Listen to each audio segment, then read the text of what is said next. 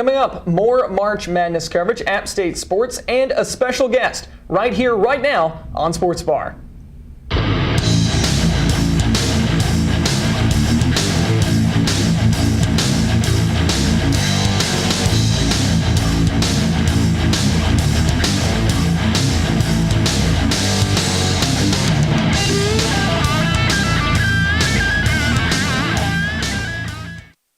Good evening and welcome into Sports Bar. I'm your host, Travis Stanley, alongside my dear friend Braxton Critcher. Let's get started with some App State sports.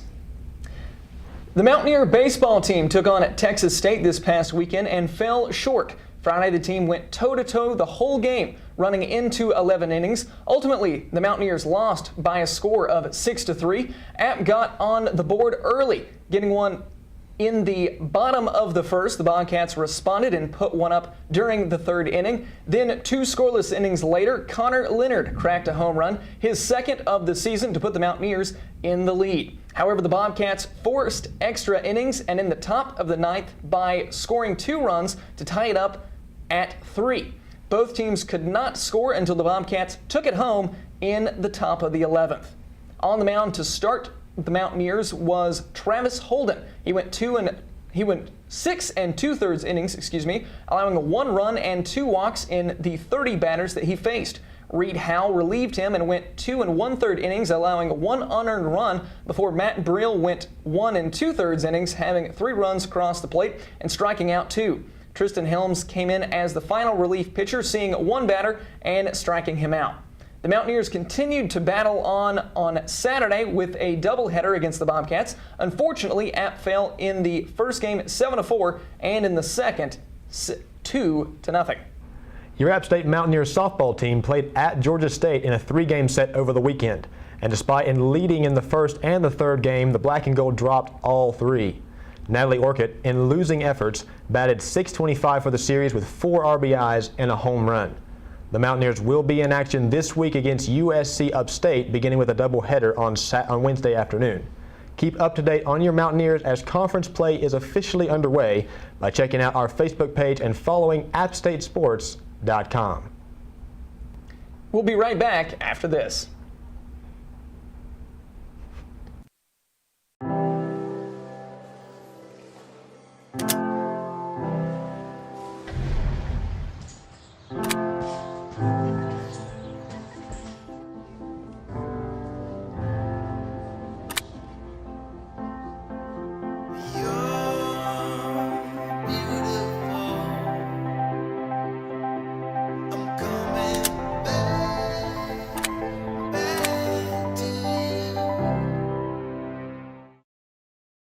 We now want to introduce special guest Denzel Desjornet, who is a week removed from competing in the NCAA tournament for the 3rd time in his career. Denzel is also a 2-time SoCon Conference Wrestler of the Year and an NCAA All-American. Denzel, how's it going, man? It's going awesome. How's everything going for you, man? How's classes and stuff like that? Classes are a lot easier now that I don't have to have all these strenuous workouts and be tired. So my GPA is about to shoot up so high. Yeah, so you're a graduate student, right? And you're not taking a full-time load, correct? Right. You're only taking 9 credit hours. Right. So, what is that like? Even when you were a student athlete, what is it like having to balance school and being an athlete at the same time? It was still tough just because I had my graduate assistantship, which was only 10 hours a week. I only did it part-time because I could not handle the full-time. There was just too much time being taken away. So, I handled it pretty well, but it was a lot of nights that I come back late and exhausted, so I still had to get these assignments done. So it really taught me a lot about myself, about being able to discipline myself, because in grad school, you have to have above 3.0. So that's been my goal even in undergrad. So now it's like I have to get it or I won't be in grad school and I won't be able to wrestle either. So. Okay. Before you transferred here, what was, I know you weren't a highly regarded recruit. Right.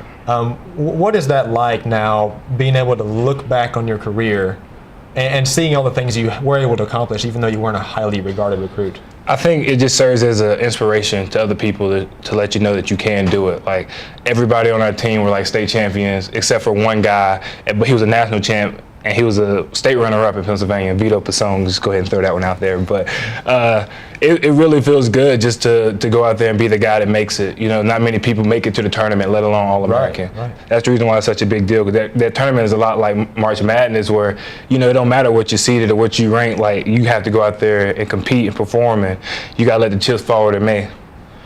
How about the program itself for App State Wrestling? Where's the direction going now that you're gone, and where's the direction of the program at this point? It's going up. I think that the people that are there, like the younger guys, they're going to be way better than me. I'm just kind of stepping. Oh yeah, definitely. I'm just go out there and say that. Yeah, I got to go out there and say it, man. These guys have way more potential than me, and then they have somebody to kind of look up to show that it's possible. So all these guys are way more accomplished than I am, and they're way more talented than I am. And now they have something to shoot for, and hopefully shoot past. Like I tell people all the time when they say, I want to be as good as you, I say, be better than me. You have the opportunity to be better than me. So I encourage that, you know. Of course, most people probably want to be like, oh, I want to be the greatest of all time, I want to be this and that. No, I want this program to continue to like excel like we've been doing. And I'm just thinking that this was kind of a stepping stone, and I'm kind of moving out the way and letting these other young guys shine. Now, even though you're moving out of the way, though, you still have another year here at App State, right? Right. Are you gonna, work as like an assistant? Are you gonna be like a trainer with the team? What are you gonna do? Are you just gonna leave it all to just be done by themselves? What are you gonna do? No, I can't leave them alone. They given so much to me, and they were being great training partners. And Coach Bentley giving a lot to me, so I need to give back to him. So I think I'll probably come in. I'm gonna come in every day and just work with them and be like this one guy, Dave Devine, was for me. He came in every day and helped work out with me and helped to get me better. And also be the old guy, come back in the room and showing that I still got it, still got a little bit. So I'm excited. I'm gonna come back next year to help out and just do whatever I can, whatever Coach Bentley needs me to be at. You think you'll still maybe compete some in practice? Oh, definitely. I'm a competitor all the way to the edge. Like, I know that I hate losing. I don't care how big or small it is. One time I got mad at my dad because he beat me in Monopoly. So oh, wow. Yeah, so even if it don't really matter, I'm going to compete. So like, to get the best out of me, they're gonna have to give everything. Like I have to give it my best every single time. But I'm probably gonna be declining because they're gonna be training and doing all this conditioning. I'm just gonna warm up and just go out there and wrestle and kind of rely on what used to get me through last year. Like, oh, I'm older than them. I know more than them. I've trained the same amount as them, so I'm able to take them down and be able to dominate. But now they're gonna kind of have the upper hand on me. So we'll see what happens. So what happens if they beat you though? I mean, I might have to come back and start training on the low just so I can, just to keep that. You'll be in the SRC training at nighttime. Keeping that pride intact and won't tell them, don't make it seem like, oh yeah, I just need a little time to get myself back together, something like that. You can't give up the trophy too soon. Not yet. All right, so we're gonna play a little game called Rapid Fire. Alrighty. We're gonna see how fast you can answer these questions off the top of your head. What is your favorite movie? Training Day. Training Day. Denzel Washington, my father. Is it just because his name is Denzel, or is it just the movie's that good? It's all of it, honestly. Well, both of them. He's a great actor. We got the same name. And I don't know. I like how cool he was. I would never be that cool. I'd never be that laid back. So I guess that's the persona that I guess I would want. So I would say Training Day, definitely. All right. Favorite kind of music and favorite song? R&B and rap. I like Jay-Z a lot. So I listened to this song, Takeover. It's basically like the reply to Nas's Ether. It's like, it was when they beefed a long time ago. I really like that song. And I like that song, You Don't Know. That beat is awesome. So I'm going to just give him a tie. I know he wanted one, but I gave you two. Favorite food? Everything. But I love steak. So I guess that's number one. Nike or Adidas? Nike. App State. Nike school. I'm all for Nike. Please give me a deal. I have no more eligibility. That's right. He wants some more clothing. Cold weather or hot weather? I think it's raining right now. Hot weather. Hot weather? Hot weather. Apple or Android? Apple. All day. Favorite sport outside of wrestling? Football. Straight up. All right. So what's your favorite team? Cowboys, and I am not a bandwagon. They sucked for 15 years, and I'm still a fan. All right. So, let me ask you this though. This is not even what I was going to ask you, but what do you think about Tony Romo? Is he going to be on the team this year? No, he shouldn't be. I thought that Jerry Jones gave him too much leeway anyway. Don't get me wrong, he has good numbers, but fourth quarter he kind of crumbles a little bit. So I thought he should have been out of here a long time ago, but that's not my call. So you're ready for Dak Prescott? Oh yeah, I'm ready. You're ready to ride the train? Oh yeah. Okay. Coke or Pepsi? Coke. Who wins the NCAA tournament?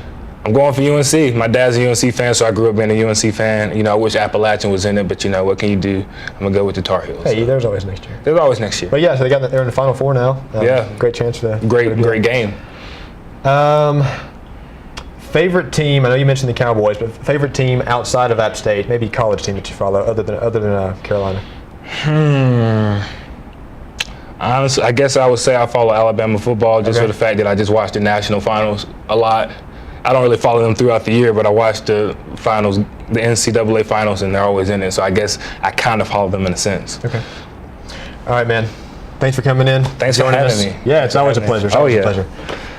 Tune in next time to see who we have next on the desk, to see who we have on App State Sports and everything else on App State Twitter. Thank you. Hey, you. Yeah, you. Getting that college education? What are you gonna do? Graduate and take some office job? Be like everybody else? Or will you dare do something different? Like, be a teacher. You could be my teacher. You got the skills. The smarts? Yes, you. You could be the teacher I never forget. That'd be cool. Does that corporate job even have recess? What are you gonna make of yourself? What are you gonna make of me?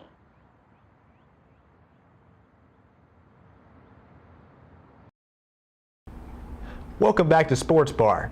It's time to talk March Madness and college basketball. Can you believe the Final Four is already set?